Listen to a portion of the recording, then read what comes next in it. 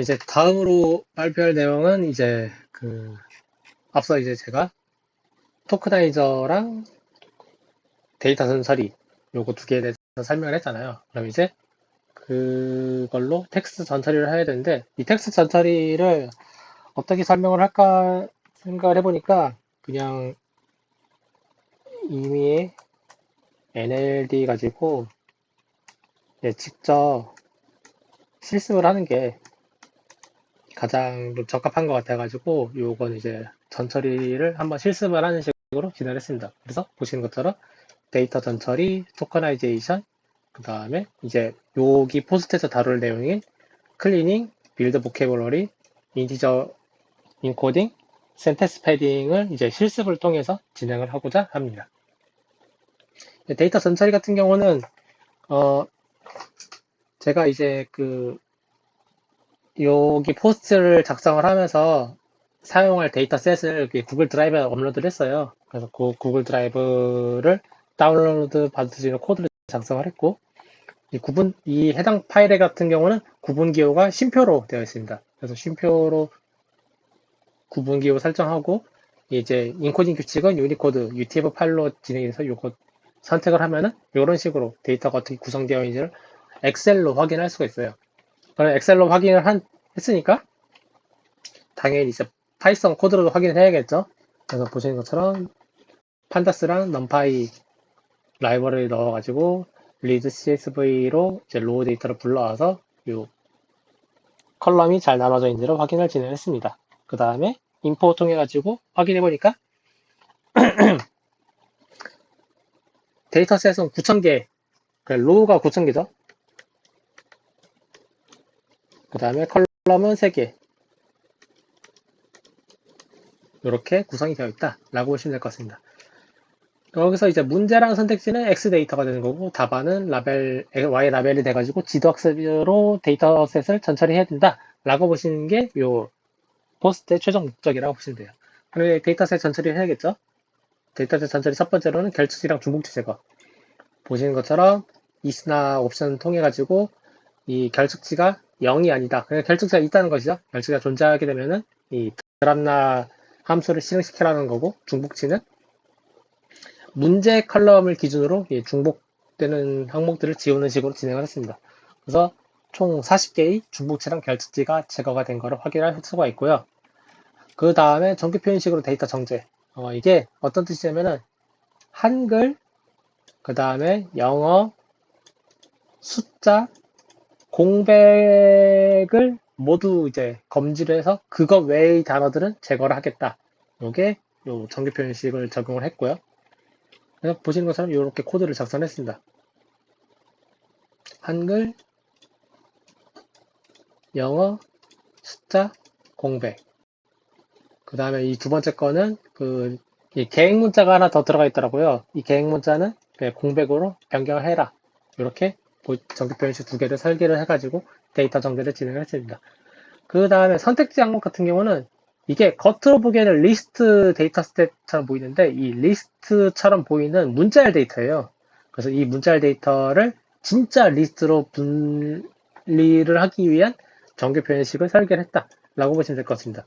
그래서 이거는 이제 실제로 선택지 항목 데이터 보면은 좀 골이 아파지는데 이런 식으로 정규 표현식을 설계를 해가지고 특수 모작을 지우고 이 스플릿 메서드로 패턴별로 분절을 했다라고 보시면 될 것 같습니다. 그래서 분절을 하면서도 최종적으로 나와야 되는 데이터가 선택지가 총 4개거든요. 그 데이터셋 확인해 보시면은 그래서 리스트 형태로 선택지 4개가 나와야 되는데 이 원소 개수가 4개가 안 되는 게 있고 4개가 넘어가는 게 있어요. 4개가 안 되는 거는 그냥 그 데이터셋 자체가 4개가 안 되는 경우였고 4개가 넘어가는 경우는 이 정규 표현식을 적용을 했는데 정규 표현식이 적용이 잘 안 돼가지고 막 이상하게 쪼개진 경우가 있었거든요. 그게 2개가 나오더라고요. 그래서 이 2개에 대해서 또 범용적으로 동작하는 정규 표현식 설계하기가 너무 힘들어가지고 그냥 이 4개가 넘어가는 게 2개밖에 안 되니까 그냥 날려버리자 해서 이거는 날리는 식으로 이제 함수를 작성을 했습니다. 그래서 최종적으로 8958개의 로우 데이터를 기반으로 이 데이터 전처리가 완료가 되었다. 라고 보시면 될 것 같습니다. 여기는 이제 똑같이 이거랑 거의 똑같이 나오지만 실제로는 여기 있는 건 리스트 데이터가 출력이 된 거다. 라고 보시면 될 것 같아요. 그래서 그거를 이제 마지막으로 확인해 보면은 이런 식으로 확인했었을 때 문제에 해당되는 거는 각 원소는 이제 문자열 데이터고 선택지는 리스트 데이터, 그 다음에 답안은 인티저 타입의 데이터가 출력이 된다 라고 보시면 될 것 같습니다. 그 다음에 이 문제란 선택지는 어쨌든 문장이잖아요. 안에 있는 원소들을 까보면은 그래서 그 문장을 단어 워드 토커나이제이션을 수행을 했고 라벨 데이터는 숫자니까 이거는 이제 원핫 인코딩을 적용을 했습니다. 그래서 적용된 결과를 보시면은 문장이니까 다음, 중, 주로, 꽉, 적, 감각 이런 식으로 워드 토커나이제이션이 적용이 됐고 초이스 그러니까 선택지는 리스트로 또 쪼개져 가지고 리스트 안에서 이제 워드 토커나이제이션 라벨은 이제 원핫 인코딩이 적용이 됐다 라고 보시면 될 것 같습니다. 이렇게 데이터를 정제를 했죠. 토큰화를 했죠. 토큰화를 한 다음에 빈도수, 의미 있는 데이터랑 의미 없는 데이터를 좀 의미 없는 데이터를 제거를 해줄 필요성이 있어요. 그러니까 그 의미가 없는 이거를 없애야 되는데 없애는 규칙이 뭐냐면은 빈도는 높으나 큰 의미가 없는 데이터. 이걸 이제 통상적으로 불용어라고 해요. 이게 불용어가 포함되는 보면 이제 조사, 접속사, 대명사, 부사, 동사, 형사, 감정사, 기타 이런 것들이 이제 불용어에 속하는 거고 영어도 똑같죠. 조사, 접속사, 대명사 같은 것들 이제 큰 의미가 없는 단어들이죠. 그거를 이제 불용어라고 해가지고 이 리스트가 이제 어느 정도 다 정리가 되어 있어요. 이거를 기반으로 제거를 하는데 이게 또 그 NLD 데이터셋마다 이 불용어를 추가를 할 수가 있고 삭제를 할 수가 있습니다. 그래서 이거는 그 가변적으로 이 데이터 전처리 할 때 적용을 하는 거예요. 어쨌든 불용어를 제거를 해야 되는데 영어랑 한글이랑 그 예전에 비교를 하자면은 영어 같은 경우는 NLTK 코퍼스에서 스타버즈라는 메서드를 제공을 해요. 그래서 이 스타버즈 워드스 잉글리시라는 걸로 해가지고 이 스타버즈 리스트를 불러올 수 있는데 불러오면 이제 여기에 이제 포함되는 그 불용어 리스트가 쭉 다 뜹니다. 그러면 이제 그거 가지고 토큰이랑 비교를 해서 이 토큰의 데이터가 불용어랑 일치한다. 그러면 이제 그냥 날려버리면 되는 거고 일치하지 않는다. 그러면 이제 그거는 이제 의미 있는 데이터로 보면 되니까 남겨두면 되는 식으로 이제 제거를 하면 되겠죠. 그런 식으로 제거를 하면은 이 불용어가 제거가 되기 전에 토큰 데이터랑 불용어가 제거된 토큰 데이터 보면은 이제 의미가 없는 불용어들은 다 날아가는 거를 확인할 수가 있습니다. 이게 영어 버전인데 한글 같은 경우는 따로 이렇게 라이브러리로 제공을 안 하더라고요. 그래서 찾아보니까 웹으로만 이제 불용어 리스트가 정리된 거 있는데 이거를 그냥 제가 따로 KR 스타버드 리스트 텍스트라는 파일로 만들어가지고 이제 구글 드라이브에 업로드를 했습니다. 그래서 그 구글 드라이브 데이터를 다운로드 받아가지고 스타워즈 리스트를 이제 텍스트 파일이니까 변수화 시킨 다음에 똑같이 이제 불용어를 제거를 진행을 합니다. 근데 불용어를 제거를 하는데 보시는 것처럼 함수를 두 개 설계했어요. 하나는 가독성이 좋게, 하나는 리스트 컴프레이션을 극한까지 도입한 버전인데 왜 두 가지를 설계를 했냐? 기능은 똑같아요. 똑같이 둘 다 불용어 똑같이 다 잘 제거를 합니다. 어떤 차이가 있냐면은 이 리스트 컴프레이션을 적용한 함수가 좀 더 빠르게 연산이 돼요. 그래서 리스트 컴프레이션을 적용한 함수를 설계를 해가지고 이걸로 불용어를 제거를 했습니다. 왜 이거를 설명을 하냐면은 데이터 전처리랑 텍스트 전처리가 대체로 이 리스트 컴프레이션이 적용된 사례를 많이 접하게 될 겁니다. 이거는 약간 경험? 뭐 이런 식으로 보시면 될 것 같아요. 그러니까 요지는 뭐냐면은 리스트 컴프리hen션에 익숙해져라 해서 이렇게 가독성이 높은 버전, 리스트 컴프레이션을 적용한 버전 두 가지 버전을 만들어가지고 리스트 컴프레이션으로 이 불용어 제거를 수행했다. 라고 보시면 될 것 같아요. 그래서 불용어 제거하면은 다음이란 단어가 불용어에 속하니까 제거가 되는 식으로 이렇게 단어가 클리닝 해진다. 라고 보시면 될 것 같아요. 그 다음에 빌드 보캐버러리를 만드는 건데 이게 뭐냐면은 불용어까지 제거를 했어요. 그러면은 토큰들이 있을 거 아니에요. 그냥 토큰이 겹치는 중복되는 토큰이 있을 거 아니에요. 이거를 이제 어쩌고 저쩌고 처리해가지고 단어장을 만든다. 이렇게 보시면 돼요. 근데 이 단어장에 규칙이 있어요. 1번 규칙은 중복이 많이 되는 단어는 맨 앞에 위치해요. 그러니까 우리가 단어장 읽을 때 A, B, C 순으로 이제 단어장이 구성이 되잖아요.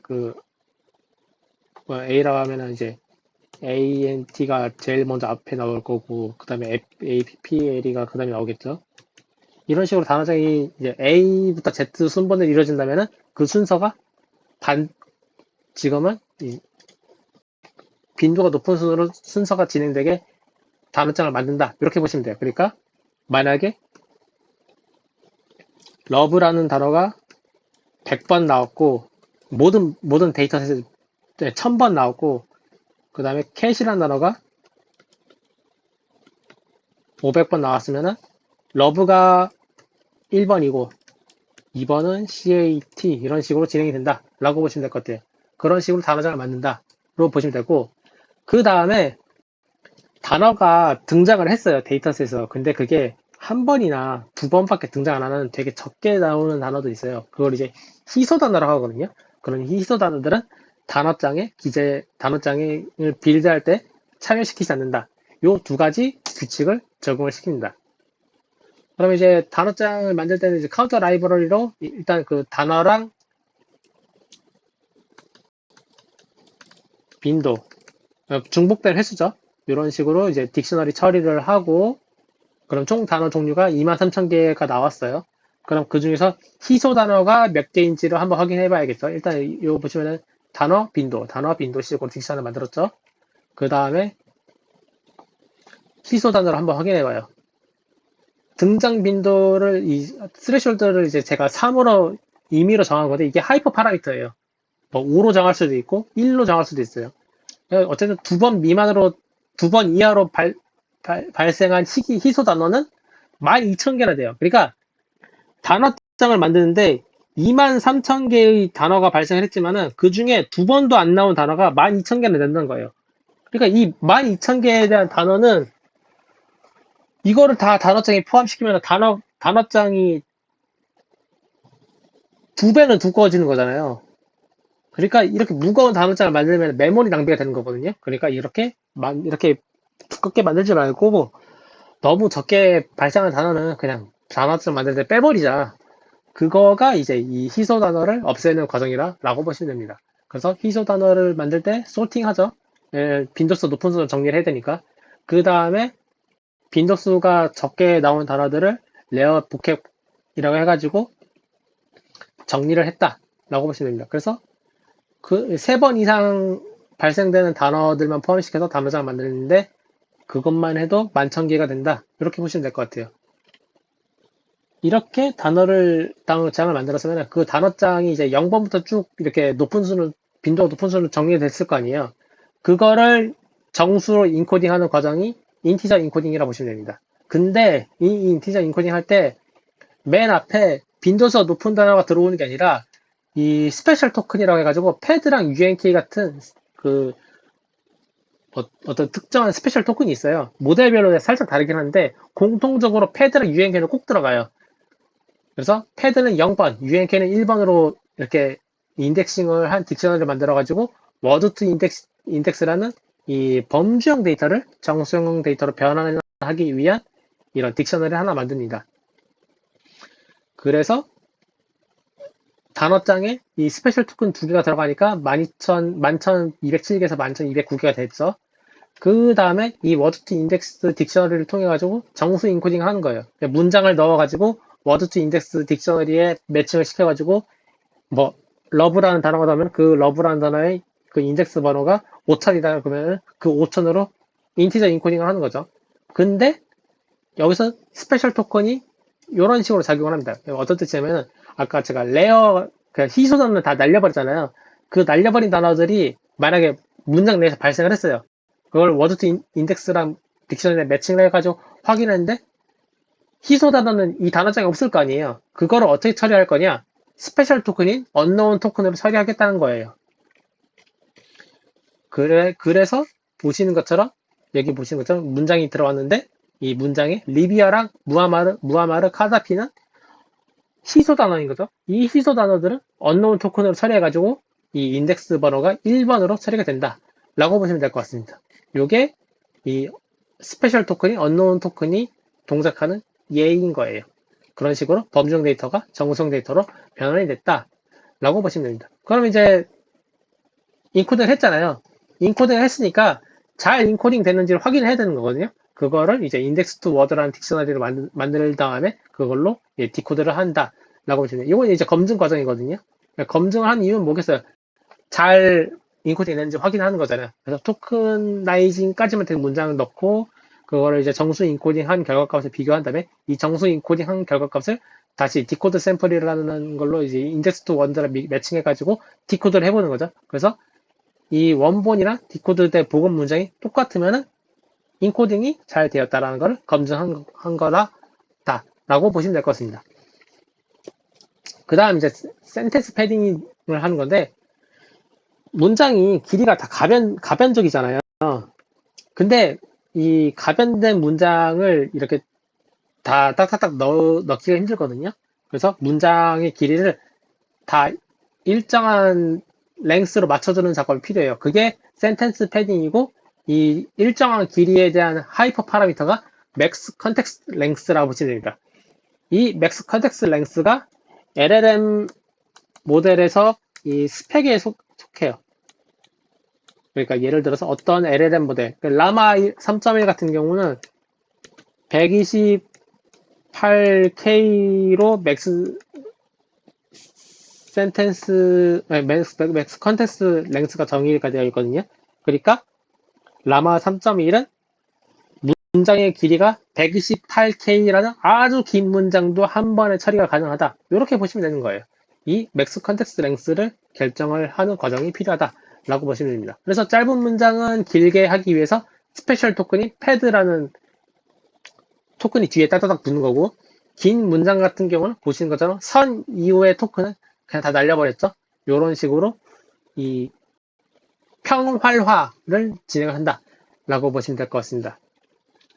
그러면 이제 적합한 컨텍스트 랭스를 정의를 해야 될 거 아니에요. 그것에 대한 과정이 보시는 것처럼 문장 길이에 대한 히스토그램 분석을 하는 거죠. 그래서 대부분의 문장이 토큰이 75개 이하로 구성되어 있다는 걸 확인을 했고 이 맥스 컨텍스트 랭스를 설정을 할 때는 저 같은 경우는 95%에 해당되는 문장 그러니까 대답 95%는 이 토큰의 개수가 125개 이하예요. 근데 5%에 해당되는 거는 125개 이상의 긴 문장인 거예요. 그래서 임의로 이 하이퍼 파라미터의 맥스 컨텍스트 랭스를 정의를 해가지고 긴 문장 같은 경우는 뒤에 있는 토큰들이 다 날아가겠죠. 유실되는 거죠. 근데 그거 말고 나머지 것들은 다 패드가 붙는 식으로 이 문장의 개수를 이 문장의 길이를 125개로 딱딱딱 맞춰놨다라고 보시면 될 것 같습니다. 그래서 문장 패딩이 진행이 됐고 동시에 정수형 데이터니까 다 넘파이 자용을 변환을 시켰어요.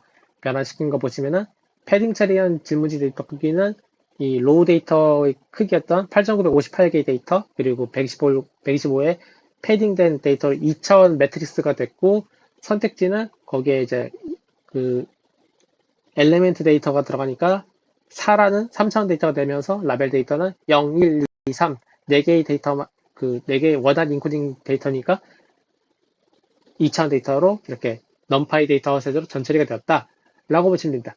여기까지 수행하면 끝난 거고요. 이 마지막으로 이제 데이터 로더 만들고 그거 가지고 모델에 입력 가능한 데이터셋으로 완전히 변환이 된다. 라고 보시면 될 것 같습니다. 그리고 이제 비교를, 분석을 하자면은, 패드로 처리된 데이터가 한 80%가 넘어가요. 아니, 80% 가까이 돼요. 그래가지고 이 패드 데이터가 다 들어가면은, 사실 다 0으로 차 있는 데이터니까 큰 의미가 있는 건 아니잖아요. 그래서 그거를 처리를 할 때는 이제 뭐, 그것에 대한 기법들은 또 이제 넥스트로 포스팅을 진행하도록 하겠습니다. 어쨌든 텍스트 전처리까지 이렇게 진행이 된다 라고 보시면 될 것 같습니다.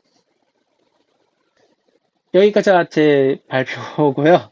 혹시 질문사항 있으실까요? 어, 잘 들었습니다, 일단. 근데 질문, 없는 것 같아요. 아까 처음에 토크나이저 하실 때, 네네네. 그, 펑크티 이런 거 여러 가지 있었잖아요. 다운로드 했었잖아요. 예예예. 그걸 지금 제가 좀 들으면서 찾아보니까, 워드 토크나이저는 룰 베이스로 간다고 하더라고요. 그리고 이제 펑크티, 이제 센텐스 토크나이즈 할 때가 이제 룰 베이스가 아니라 뭐라고 하냐? 이미 아, 프리트레인된 이제 지도학습 버트. 예. 네, 네, 뭐, 그걸로 한다고 하더라고요. 그거에 대해 설명을 지금 하자면요. 어, 네, 어쨌든 결과는 워드 토크나이징이긴 해요. 그 문장으로 나누는 이 센텐스 토큰화는 크게 어려움이 없거든요. 근데 이 워드 토크나이제이션이 문제가 되는데 이거를 이제 룰 베이스가 있고 그다 룰 베이스, 기계학습, 그 다음에 프리트레인드 그러니까 딥러닝이죠. 어떻게 보면 신경망 모델로 토큰화를 수행하는 경우가 있는데 최근 경향은 신경망 기반으로 딥러닝 모델로 워드 토크나이제이션 하는 경우가 좀 더 많습니다. 이게 왜 그런 거냐면은 영어는 그러니까 언어별로 좀 차이가 나는데 영어 같은 경우는 NLTK 라이브러리가 워낙 그 완성도가 높아가지고 이 NLTK 라이브러리로 워드 토크나이제이션을 수행을 해도 잘 돼요. 그 토크나이제이션 결과값이 잘 나오거든요. 근데 한글은 대체로 버트 기반으로 버트나 아니면 센텐스 피스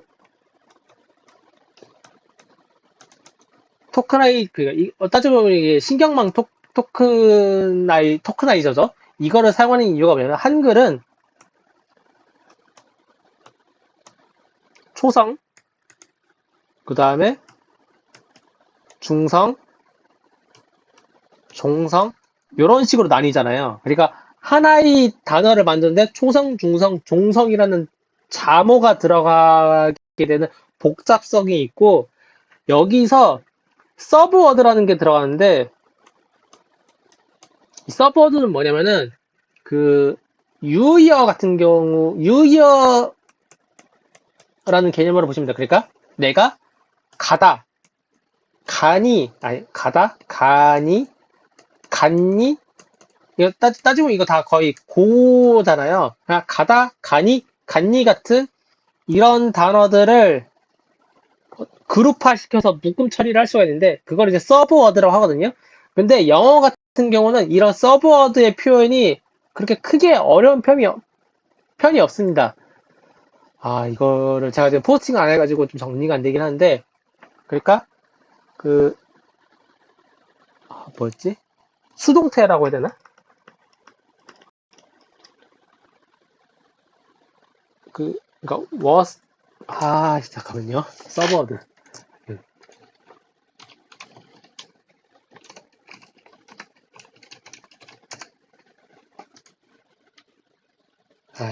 여기는 나와 있네.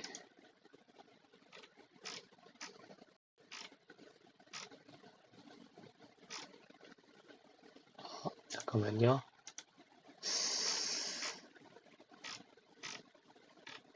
그래. 로우라는 단어가 있었을 때, 이 로우와, 참나, 참. 이런 식으로 단어 뒤에다가 EST를 붙이거나 ER을 붙이는 식으로 파생되는 단어를 만들잖아요. 그러면 그 파생되는 단어를 묶어가지고 하나의 그 그룹으로 만들 수가 있거든요. 그걸 이제 서브워드라고 불러요. 근데 이 서브워드를 가 들어가면은 이 단어 토크나이제이션을 할 때 단어를 기반으로 토크나이어를 한 게 아니라 해당 문장에 포함되어 있는 문맥 정보를 기반으로 토큰화를 한다. 요렇게 이제 표현이 되거든요. 근데 이 문맥 기반으로 토큰화를 수행을 할 때는 통상적으로 룰 베이스나 기계학습 기반의 토크나이저를 사용하는 것보다는 신경망 기반의 토크나이저를 사용을 했었을 때 성능이 좀 더 올라가는 경향성이 있습니다.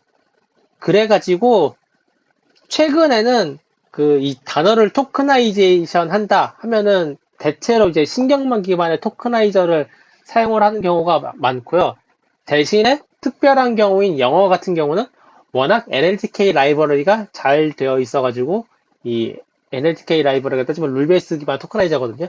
그거를 활용해가지고 토크나를 수행을 한다. 이렇게 보시면 될 것 같아요. 근데 한글은 이 룰베이스 기반 토크나이저가 성능이 그렇게 썩 만족스러운 경우가 좀 적기도 하고, 애초에 한글이라는 단어가 초성, 중성, 종성 이렇게 나누다 보니까 이거 처리하는 뭐 여러 가지 기법들이 있어요. 그런 기법들을 이렇게 막 모델링 하다 보니까 힘들어가지고 그냥 센텐스 피스나 버트 같은 이 프리트레인드 토크나이저를 사용하는 경우가 좀 더 많습니다. 이렇게 보시면 될 것 같아요. 어떻게 좀 답변이 됐을까요? 네네.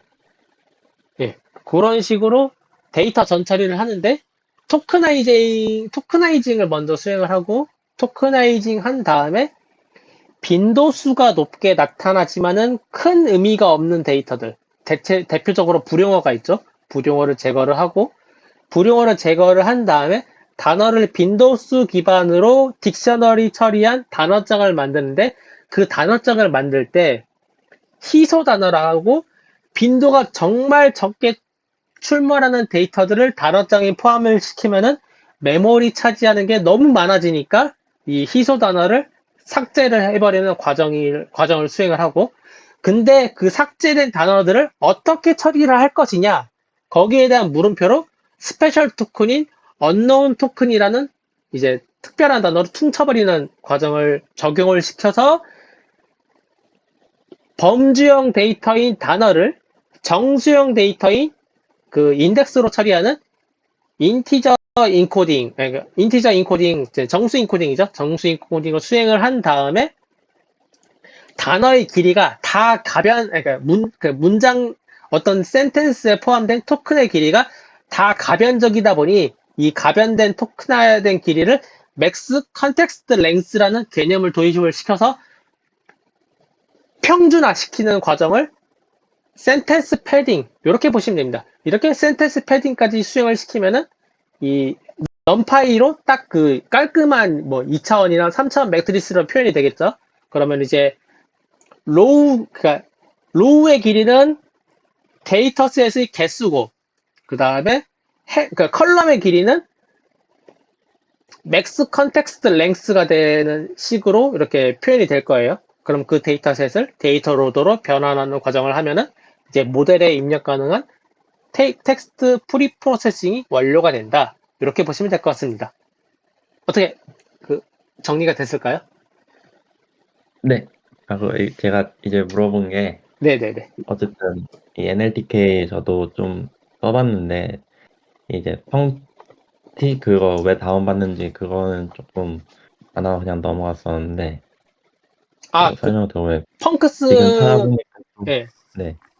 그게 펑크스라는 코퍼스가 제일 성능이 좋은 그 토크나이저의 성능을 제일 좋게 만드는 사전 데이터 셋이라 보면 돼요. 음, 그래도 저는 또 그걸 그게 이제 폴퍼스인가? 라고 생각을 해서 이제 또 찾아보니까 그게 펑티가 뭐 코퍼스는 아니고 이미 트레이는 모델이라고 하더라고요. 그래서 센텐스 토크나이즈 할 때 쓰이는 모델을 그냥 다운로드 하는 거라고 하네요. 지금 좀 들으면서 확실히 찾아보니까 이게 것 조금 정리가 조금 안 되어 있는 부분도 있어요. 그 라이브러리들마다 그 코퍼스를 정의하는 게 또 다 다르기도 하더라고요. 그래서 그냥 제일 간편하게 이해하는 거는 토크나이저는 그냥 단어를 분절하기 위한 모델이라고 보시면 되고 그, 그 모델이 딥러닝 기반의 모델이라고 그냥 다 퉁쳐서 일반화 시키면은 코퍼스는 그 해당 모델을 사전 훈련시키기 위한 대규모 데이터셋, 그 이미지넷 V1 같은 개념이라고 보시면 돼요. 그렇게 한 다음에 이 단어를 분절화시키는 그 과정이 이미지 추론처럼 텍스트 추론, 이렇게 생각을 하고 이해하는 게, 어, 그나마 조금 와닿는 방식이 아닐까라고 저는 좀 생각을 하고 있습니다. 이게 조금 코퍼스 부분 깊게 들어가면은 어렵더라고요. 뭐 어떤 거는 이렇게 기계학습 모델에 따라서 이 코퍼스를 정의하는 게 또 다르고, 룰베이스 기반으로 했었을 때 또 코퍼스를 정의하는 기반이 또 다르다 보니까 약간 어려움이 있습니다. 예. 혹시 이제 이거 뭐 RNN 어쨌든 하시려고 하시는 거잖아요. 그거 해가지고 이제 문제 푸는 거 학습하실 건가요? 다음 계획이 어떻게 되세요? 맞아요. 지금 RN이나 LSTM, GRU 들어간 다음에 이제 그 트랜스포머 나가려고 하는데, 네. 와, 이 데이터 전처리 과정을 잘 다져놓고 가야, 어, 돼야 되다 보니까, 여기서 시간 엄청 지금 잡아먹히고 있는 거라고 보시면 됩니다. 음, 예. 원래 뭐 NLP는 근데 워낙 점처리가 80%라고 하잖아요, 거의. 어, 그렇게 볼 수도 있는데, 이게 나중에 RLN이랑 LSTM, GRU 그 모델에 대한 개념 학습하고, 그 다음에 트랜스포머 로우 프로그래밍 딱 하면은, 그 다음부터 그 라지 랭귀지 모델은 다 트랜스포머 기반의 모델인데, 살짝씩 그 구조를 변경을 했고, 그 구조가, 어,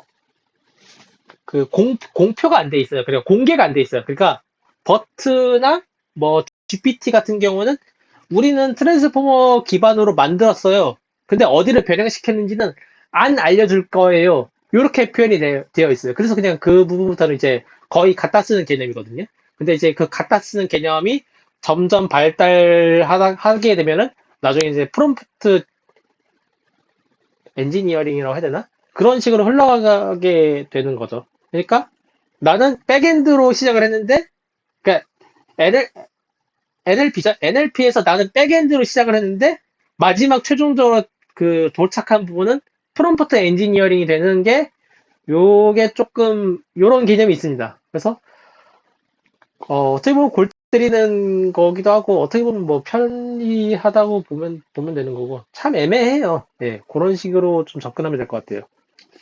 음. CNN은 좀 다르긴 하죠. 근데 CNN도 나중에 이제 이미지 생성 쪽으로 가게 되면은 그것도 이제 나중에 다 프롬프트 엔지니어링으로 갈 수밖에 없게 돼요. 왜냐면은 거기서부터는 이제 라지 랭귀지 모델에서 발전한 트랜스포머가 다 이제 CNN 쪽으로 붙어가지고 어떤 커다란 모델을 만들다 보니까 그 이미지 제너레이션 쪽도 결국에는 다 프롬프트 엔지니어링으로 귀결되긴 합니다. 음. 그래서 이 스터디가 계속 진행이 되지만은 아마 연말 전에는 다 프롬프트 엔지니어링만 하지 않을까 이렇게 저는 보고 있어요. 예.